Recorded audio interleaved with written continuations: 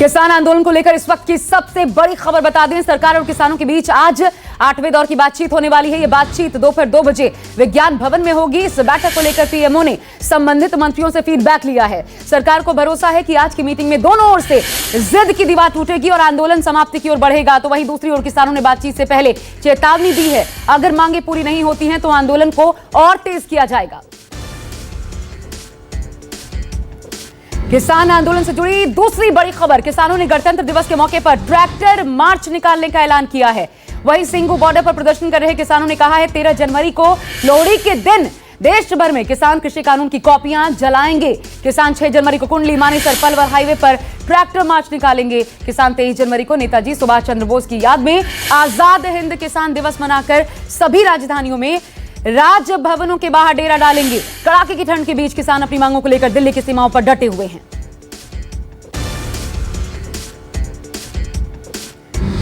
मुरादनगर में हुए शमशान हादसे से जुड़ी बड़ी खबर बता दें, गाजियाबाद के मुरादनगर हादसे में पुलिस ने 3 लोगों को गिरफ्तार कर लिया है। पुलिस ने नगर पालिका की ईओ निहारिका सिंह, जेई चंद्रपाल और सुपरवाइजर आशीष को गिरफ्तार किया है, जबकि ठेकेदार अब तक फरार बताया जा रहा है। आपको बता दें कल मोदीनगर शमशान घाट में अंतिम संस्कार करने गए लोगों के ऊपर लेंटर गिर पड़ा था।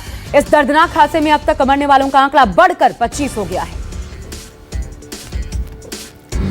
वैक्सीन पर सवाल उठाने वालों को स्वास्थ्य मंत्री डॉक्टर हर्षवर्धन ने करारा जवाब दिया है। डॉक्टर हर्षवर्धन ने कहा कि वैक्सीन पर राजनीति करना अपमानजनक है। पूरे प्रोटोकॉल के बाद ही वैक्सीन को मंजूरी दी गई। वैक्सीन पर सवाल उठाते हुए कांग्रेस नेता शशि थरूर ने कहा था वैक्सीन को जल्दबाजी में मंजूरी देना खतरनाक साबित हो सकता है। यूपी के पूर्व मुख्यमंत्री अखिलेश यादव ने भी वैक्सीन लगवाने से इनकार किया।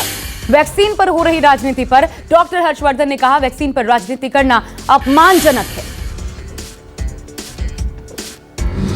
इधर भारत में भी कोरोना का नया स्ट्रेन तेजी से अपने पैर पसार रहा है। ब्रिटेन से लौटे अब तक 29 लोग संक्रमित पाए जा चुके हैं। सभी मरीजों को आइसोलेशन में रखा गया है। बताया जा रहा है कि ब्रिटेन से शुरू हुआ कोरोना का यह नया स्ट्रेन 70% तेजी से फैलता है। वहीं कोरोना के नए स्ट्रेन से यूके में दहशत का माहौल है। इंग्लैंड की सरकार पर टीचर्स यूनियन का दबाव भी बढ़ा है। टीचर्स यूनियन की मांग है अभी 2 हफ्ते स्कूल बंद रखे जाएं। यूके में मरने वालों की संख्या 75,000 के करीब पहुंच चुकी है। प्रधानमंत्री नरेंद्र मोदी आज 2 बड़े कार्यक्रमों में वीडियो कॉन्फ्रेंसिंग के जरिए शामिल होने वाले हैं। पीएम मोदी आज नेशनल मेट्रोलॉजी कॉन्क्लेव का उद्घाटन करेंगे। इस दौरान दुनिया भर के मेट्रोलॉजी से जुड़े वैज्ञानिकों को प्रधानमंत्री संबोधित करेंगे। इसके अलावा PM Modi national environmental standard lab और नेशनल एटॉमिक टाइम स्केल का लोकार्पण भी करेंगे। बीजेपी अध्यक्ष जेपी नड्डा आज से 2 दिन के गुजरात दौरे पर रहने वाले हैं। दौरे के दौरान जेपी नड्डा आरएसएस की बैठक में भी शामिल होंगे। उसके बाद बीजेपी अध्यक्ष नड्डा गुजरात के नेताओं के साथ बैठक करेंगे और गुजरात में होने वाले स्थानीय निकाय चुनाव का ब्यौरा लेंगे। बताया जा रहा है कि इस दौरान जेपी नड्डा संघ प्रमुख मोहन भागवत से मुलाकात भी करेंगे। जनवरी के शुरू में बर्फबारी ने पहाड़ी इलाकों में लोगों को बेहाल कर रखा है। जम्मू कश्मीर में भी इस वक्त जबरदस्त बर्फबारी हो रही है और इसके चलते स्थानीय लोगों की परेशानी बढ़ने वाली है। भारी बर्फबारी के चलते श्रीनगर जम्मू नेशनल हाईवे आज दूसरे दिन भी बंद है। बर्फबारी से श्रीनगर एयरपोर्ट की व्यवस्थाओं पर भी असर पड़ा है। लोगों को आवाजाही में भारी परेशानियों का सामना करना पड़ रहा है। इधर उत्तर भारत में ठंड का टॉर्चर लगातार जारी है। दिल्ली एनसीआर में बारिश ने बुरा हाल कर रखा है। बारिश के बाद तापमान में गिरावट भी देखने को मिली है। यूपी समेत कई राज्यों में मौसम विभाग ने अलर्ट जारी कर दिया है। दिल्ली में एक बार फिर शीतलहर बढ़ने के आसार हैं। मौसम विभाग के मुताबिक दिल्ली में ठंड से अगले कुछ दिनों तक राहत नहीं मिलने वाली। एक बार फिर 6 जनवरी तक बारिश हो सकती है। और खेल के मैदान से बड़ी खबर, भारतीय टीम तीसरे टेस्ट मैच के लिए सिडनी रवाना हो गई है। सिडनी रवाना होने से पहले सभी खिलाड़ियों का कोरोना टेस्ट किया गया, जो कि नेगेटिव आया है। यह बड़ी राहत की खबर है। कोरोना टेस्ट के बाद 5 भारतीय खिलाड़ियों को आइसोलेट किया गया था। इन खिलाड़ियों में रोहित शर्मा, शुभमन गिल, नवदीप सैनी, ऋषभ पंत, पृथ्वी शॉ शामिल थे। अब खिलाड़ियों की कोरोना रिपोर्ट नेगेटिव आने के बाद टीम सिडनी के लिए रवाना हो गई है।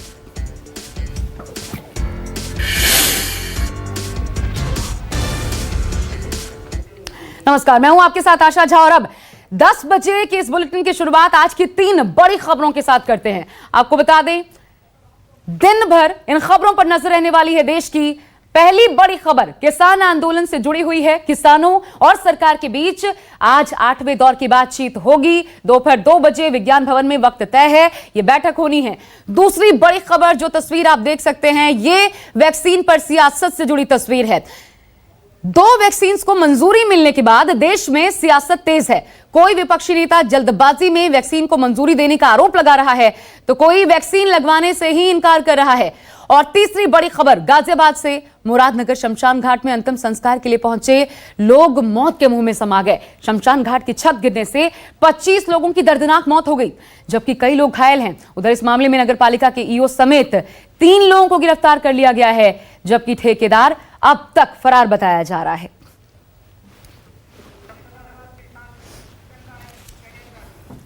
और चलिए सबसे पहले बात किसान आंदोलन की करते हैं। किसान आंदोलन का आज 40वां दिन है। दोपहर 2 बजे किसानों और सरकार के बीच 8वें राउंड की बैठक होगी, लेकिन किसान अपनी मांगों पर लगातार अड़े हुए हैं और यह साफ कर दिया गया है किसानों की तरफ से कि अगर उनकी मांग नहीं मानी गई तो आंदोलन और तेज किया जाएगा। इससे पहले 7वीं दौर की बैठक में सरकार ने किसानों को यह आश्वासन दिया था और 2 मांगे मानकर संकेत भी दिया था कि सरकार किसानों के साथ है। लेकिन आज क्या बात बन पाएगी, सबसे बड़ा सवाल यही है। 2 बजे विज्ञान भवन में बैठक होने वाली है, 8वें दौर की यह बातचीत होगी। सबसे बड़ा पेच जो है वो ये, किसान इस मांग पर अड़े हुए हैं कि कृषि कानून वापस ले सरकार। इससे कम पर कुछ मंजूर नहीं, चाहे ठंड का प्रचंड रूप और अधिक देखने को मिले। इसके बावजूद बॉर्डर से किसान हटने को तैयार नहीं है। ये देखिए टीकरी बॉर्डर की जो तस्वीर हम आपको दिखा रहे हैं, लगातार इसी प्रकार, क्योंकि जबरदस्त ठंड देखने को मिल रहा है।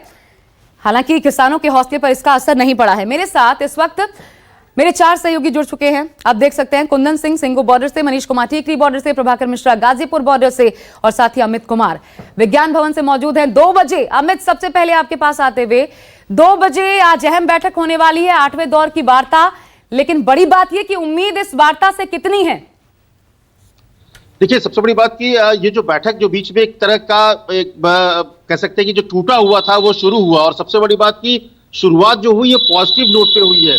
2 कानून को लेकर सरकार, जो बिजली कानून था और पराली वाले कानून में सरकार ने एक तरह से किसानों के हाँ में हाँ मिलाई है। उसका असर ये हुआ कि किसान भी अब बहुत ही पॉजिटिव हैं। किसान को भी लग रहा है कि सरकार एक कदम आगे बढ़ रही है, अच्छा संकेत दिया है, तो इस बार अच्छे संकेत मिल सकते हैं, अच्छा कोई नतीजा निकल सकता है। लेकिन सबसे बड़ी बात है कि जो 3 कानून हैं, जिन कानूनों को लेकर रद्द करने की मांग किसान लगातार कर रहे हैं, उस पर, और एमएसपी की जो कानूनी गारंटी चाहते हैं, उस पर आज चर्चा होनी है। तो आप कह सकते हैं कि आज की बैठक इसलिए महत्वपूर्ण है कि जिन 2 मसलों पर सबसे ज्यादा नाराजगी है, सबसे ज्यादा आंदोलन कर रहे हैं किसान, उन्हीं पर आज चर्चा है। इस पर पिछली बैठक में चर्चा नहीं हुई थी। तो ऐसे में सरकार ने एक पॉजिटिव नोट दिया है कि हम उसको बदलाव के लिए जो सोच सकते हैं। लेकिन कहीं ना कहीं इस बात को लेकर मुझे लगता है कि चर्चा बहुत जरूरी होगी कि क्या किसान भी कुछ कदम पीछे हटेंगे, क्योंकि किसान इस बात पर अगर अड़े हुए हैं कि उनको 3 कानून रद्द करना पड़ेगा, और सरकार अभी भी यही कह रही है कि आपके मुताबिक हम संशोधन करेंगे। तो ये एक पेच ऐसा है जिसके बाद शायद नतीजा निकलना मुश्किल होगा। लेकिन पिछले बैठक में जिस तरह से लंगर में साथ में खाना खाया सरकार और किसान नेताओं ने, इसके अलावा किसान सरकार के चाय और नाश्ते को किसानों से स्वीकार किया, और 2 कानूनों में बड़े बदलाव को लेकर सरकार तैयार हुई। तो एक पॉजिटिव नोट के साथ आज जाएंगे और उम्मीद है कि कुछ बात बने। लेकिन जो पेच है वो इसी बात पर है, रद्द करना या नहीं रद्द करना। अगर इस पर मामला अटक गया तो शायद फिर कोई नतीजा नहीं निकल पाएगा। बिल्कुल, क्योंकि ऐसे संकेत किसान नेताओं की तरफ से भी हैं जो इस मांग पर अड़े हुए हैं कि वापसी, इसके अलावा कुछ नहीं। लेकिन क्या होगा 2 बजे जो ये बैठक होगी, इसी से स्पष्ट होगा।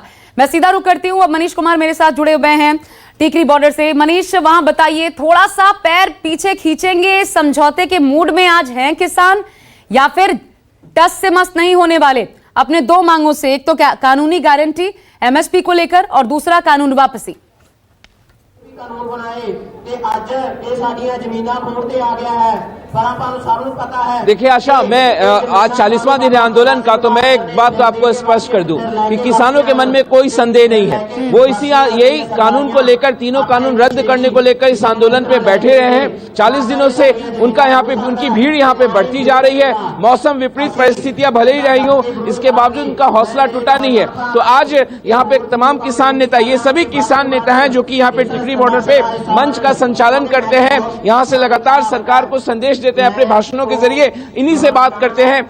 आज 2 बजे बैठक है, सरकार कह रही है कि 2 मांग हमने मान ली, क्या लग रहा है 2 मांगों पे आज कुछ सहमति बनेगी क्या? नहीं 2 मांगे जो मंगी है वो तो साडे अगे है। पहला तो असं जमीन का हक मांगते, साडे कोल जमीन रहू फिर ही पराली का मसला है ते फिर ही बिजली का मसला है। जेडी मेन साडी डिमांड थी वो तो वैसे ही पड़ी है, उसके बारे का ध्यान ही नहीं। 23 फसलों की MSP है, सिर्फ 3 फसलों की देती है, वो नहीं कर रहे। जो सारे देश में MSP लागू हो, बिहार का चोना पंजाब में बिकता है, बाजार का गेहूं पंजाब में बिकता है, मक्की का जो सरकार बाउंड ही नहीं है खरीदने वास्ते, उसका क्या फायदा होया? मेन जो 3 फसलें हैं, जो 3 ऑर्डिनेंस का कानून बनया उनमें बात है, वो बात होगी तो फायदा है। वो बात होगी अगर सरकार क्योंकि संशोधन की बात कर रही है, क्या आप लोग अभी भी अड़े हुए हैं कि कानून रद्द हो, संशोधन की मांग गुंजाइश नहीं है क्या? देखो पहले बात यह है कि ਇਹਦੇ ਵਿੱਚ ਸੋਧਾਂ ਦਾ ਕੋਈ ਮਸਲਾ ਨਹੀਂ, ਕਿਉਂਕਿ ਰਾਜਾਂ ਦਾ ਅਧਿਕਾਰ ਹੈ ਸੰਵਿਧਾਨ ਦੇ ਮੁਤਾਬਕ ਹੀ ਉਲਟਾ, ਕਾਨੂੰਨ ਦੇ ਮੁਤਾਬਕ ਹੀ ਉਲਟਾ। ਜੇ ਮੰਨ ਲਓ ਅਸੀਂ ਸੋਧਾ ਮੰਨ ਕੇ ਚੱਲਦੇ ਆ, ਜਿਹੜੇ ਰਾਜਾਂ ਦੇ ਅਧਿਕਾਰ ਆ ਉਹ ਮੋਦੀ ਸਰਕਾਰ ਨੂੰ ਦੇ ਕੇ ਚਲੇ ਗਏ। ਜੋ ਵੀ फैसला होगा, कभी भी कानून बनाना केंद्र सरकार बनाएगी, राज्यों का कोई अधिकार नहीं। ये लड़ाई राज्यों के अधिकार। अगर सरकार नहीं मानती, क्योंकि आज की 8वीं राउंड की बैठक है, अगर सरकार नहीं मानी, अगर ये बातचीत अगर कुछ सकारात्मक नहीं निकला, तो फिर यहाँ से आगे क्या? देखो सरकार माने ना माने ये सरकार की मर्जी है। हमारा टारगेट है 6 महीने का, लोहड़ी भी इतनी मनाएंगे, बैसाखी भी इतनी मनाएंगे, अगला त्योहार भी इतनी मनाएंगे। मोदी को 3 कानून रद्द करने पड़ेंगे, टाइम जरूर लग जाएगा। आप कुछ और लोगों से बात करते हैं, क्या लग रहा है आज कुछ अच्छी खुशखबरी निकलेगी? क्योंकि इस नए साल की पहली बैठक है किसान और सरकार के बीच में। देखो हमारे को कोई आस नहीं है, अच्छी खुशखबरी आपको कोई उम्मीद नहीं है? नहीं, कोई उम्मीद नहीं। ये तो पिछली 6-7 मीटिंगें होगी, उसमें भी ऐसे ही करते हैं, कभी आ जाओ कभी हम तो यस और नो है, या तो इनको रद्द करो, क्योंकि ये जो सरकार है मोदी की, ये नाजीवादी और फांसीवादी सरकार है, लोगों की सरकार नहीं। ये तो अंडानी अवानियों के सेवादारों की सरकार है, इसलिए उनके बारे में सोचते हैं। इन लोगों के बारे, किसानों के बारे में ये कुछ नहीं सोच रहे। लेकिन आप लोगों ने मंत्रियों को लंगर खिलाया पिछली बैठक में, लगता है फिर उन लोगों ने चाय और बिस्किट आपको ऑफर किया, कुछ बीच का रास्ता निकलेगा? देखो जहाँ तक तो लंगर की रिवायत है, आप कितने लंगर चलते हैं, आप भी खा सकते हैं, मोदी भी खा सकता है, हम रोकेंगे नहीं।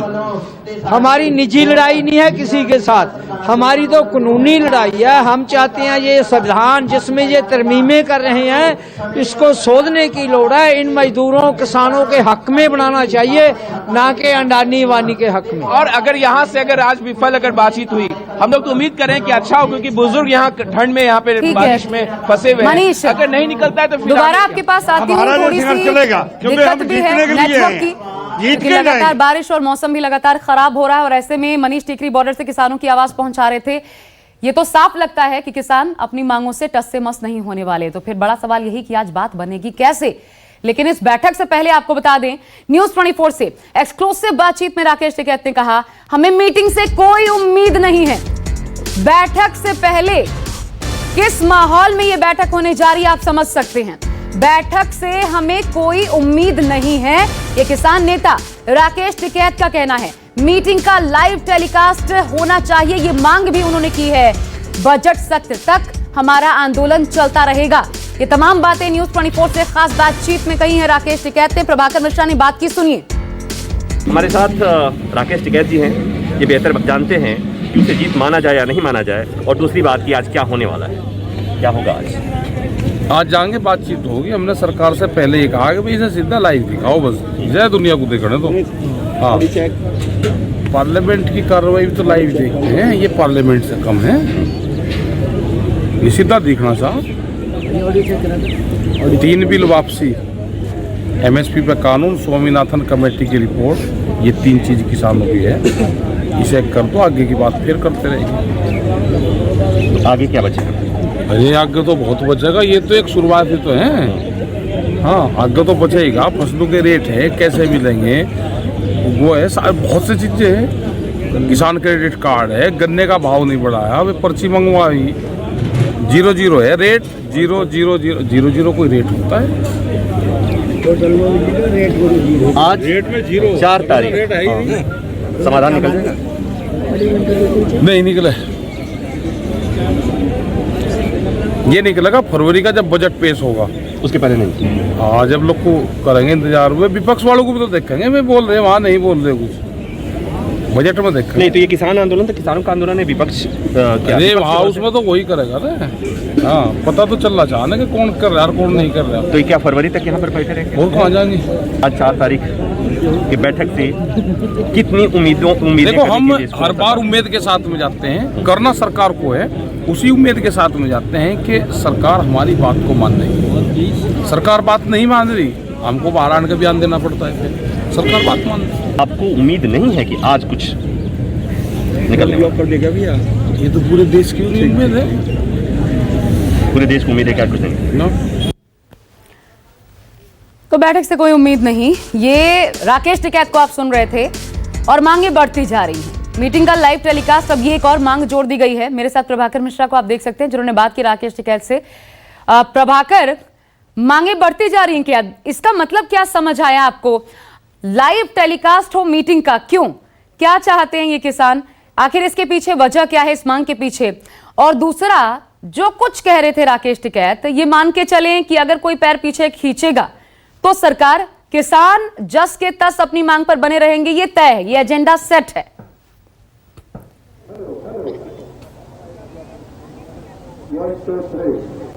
देखिए, एक बात तो साफ हो गई कि आज जब राकेश टिकैत से मैं बात कर रहा था, आपने जैसा सुनवाया कि इस बैठक को लेकर बहुत उम्मीदें नहीं है, लेकिन हाँ, पिछले बैठक में जो कुछ सकारात्मक चीजें हुई थी, एक माहौल बना था, उसके बाद उम्मीद लगाई जा सकती है कि वो बात और आगे बढ़ेगी।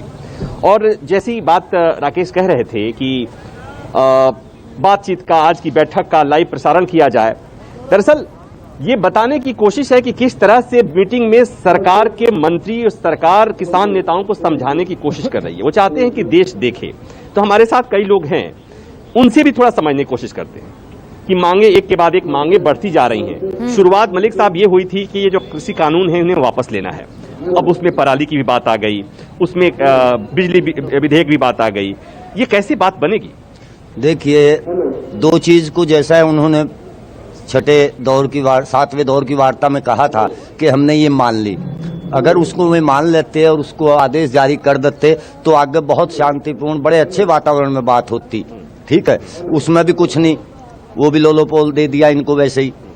अब जो है आज की जो वार्ता है, किसान को ज्यादा यकीन नहीं है। पर मैं ये कहता हूं, आदरणीय प्रधानमंत्री जी, ये मौका ना चूको, क्योंकि किसान की जितनी परीक्षा लेनी थी आपने ले ली। अब इसका धैर्य जो है वो जवाब दे रहा है। नहीं, हमारी शुरू में जो मांग थी वो काले कानून वापस करने की थी। सरकार ने माना ही नहीं। आज 40 दिन हो गए हैं हमें। ये पुराली वाला मुद्दा ये तो आता ही नहीं। अगर शुरू में हमारे काले कानून वापस कर लिया, मान लिया होता तो क्या सरकार आप ही की सरकार है ना, उम्मीद है कुछ? सरकार तो हमारी नहीं, हमारी होती तो इंसाफ करती। किसान परेशान चल रहा है, दिन रात बारिश में, ठंड में लौट रहा है, बैठ रहा है, और होती तो क्या नाम है, हमारे सहयोग करती है हमारा। तो देखिए, एक चीज मैं ये बताऊं कि यहाँ की तस्वीरें थोड़ी सी डरावनी सी हो गई है। बारिश हो रही है, रुक रुक के बारिश हो रही है, जमीन भीगी हुई है, इनके खाने पीने ओढ़ने बिछाने का सारा सामान भीग गया है। और राकेश टिकैत तो ये कह रहे थे कि प्रत्येक कुछ घंटे में एक किसान की मौत हो रही है। तो एक इस बात को ऐसे समझने की जरूरत है। हाँ, बताइए।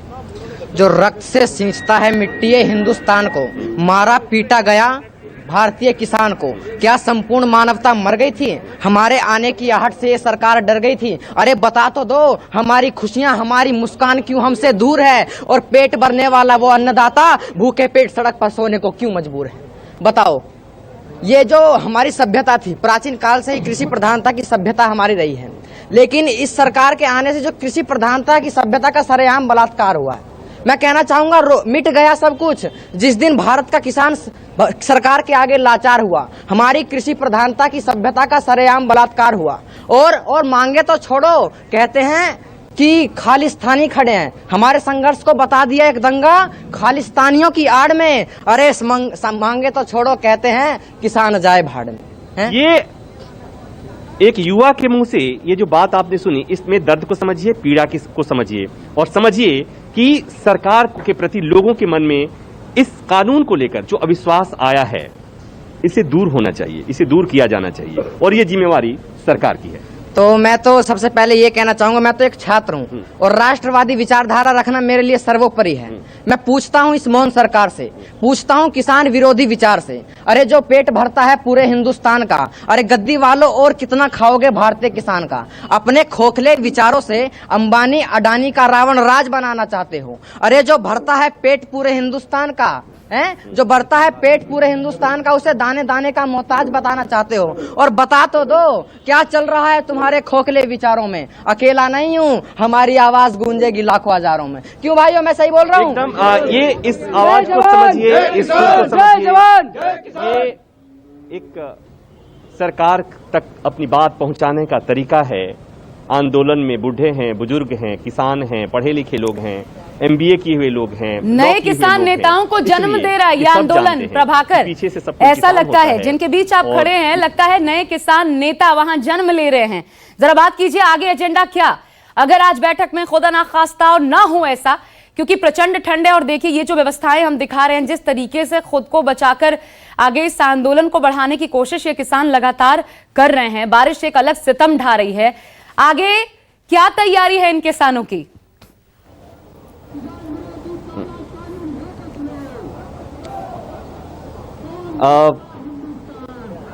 आज के बैठक से अगर बात नहीं बनती है तो कब तक चलेगा ये?